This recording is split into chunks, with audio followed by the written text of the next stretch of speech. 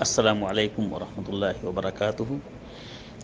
خرید و فروخت میں دھوکہ دینے کی غرض سے بھاؤ بڑھا چڑھا کر نہ کرو تاکہ دوسرا شخص لے نہ پائے یا اس کا نقصان ہو۔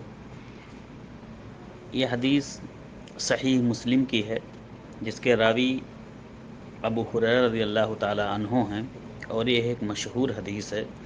پوری حدیث اس طرح سے ہے کہ ابو ہریرہ رضی اللہ تعالی عنہ کہتے ہیں کہ نبی کریم صلی اللہ علیہ وسلم نے ارشاد فرمایا، لا تحاسدوا، تم آپس میں ایک دوسرے سے حسد نہ کرو، ولا تناجشوا، اور نہ ایک دوسرے کی عیب جوئی کرو، کسی کی نہ ہی کسی کی ٹوہ میں لگو، کسی کی برائی میں لگو۔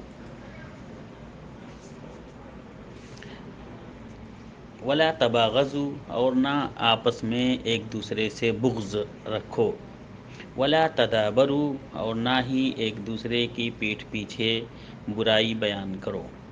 ولا یبیع بعضکم علی بیع بعض، اور نہ ہی ایک دوسرے کی بیع پر دوسرا بیع کرے، یعنی کوئی شخص کوئی سامان خرید رہا ہو تو دوسرا آدمی جائے اور اس سے زیادہ پیسہ دے کر وہ سامان خود خریدنے لگے، یا بھاؤ بڑھا دے تاکہ وہ خرید نہ سکے، یا بھاؤ بڑھا دے اس لیے تاکہ جو خرید رہا ہو شخص اس کا نقصان ہو جائے، اس کا نقصان کرانے کے لیے، تو یہ جائز نہیں ہے۔ وکونوا عباد اللہ اخوانا، اور آپس میں بھائی بھائی بن کر رہو، اے اللہ کے بندو آپس میں بھائی بھائی بن کر رہو۔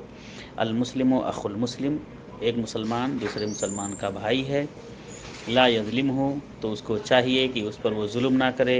ولا یخذلہ، اور نہ وہ اس کی تخذیل کرے، نہ وہ اس کو رسوا کرے۔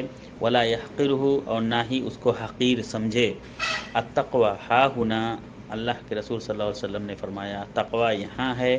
وَيُشِيرُ إِلَى صَدْرِهِ 3 مرار او 3 مرات، اور نبی کریم صلی اللہ علیہ وسلم نے اشارہ کیا اپنے سینے کی طرف، اپنے دل کی طرف، کہ تقوی ہا ہونا، تقوی ہا ہونا، التقوی ہا ہونا، یعنی تقوی یہاں ہے، تقوی یہاں ہے، تقوی یہاں ہے۔ بحسب امرئ من الشر ان يحقره اخاه المسلم، كل المسلم على المسلم حرام دمه ماله وعرضه، تو کسی مسلمان کے لیے برا ہونے کے لیے یہی کافی ہے کہ وہ اپنے مسلمان بھائی کو حقیر سمجھے۔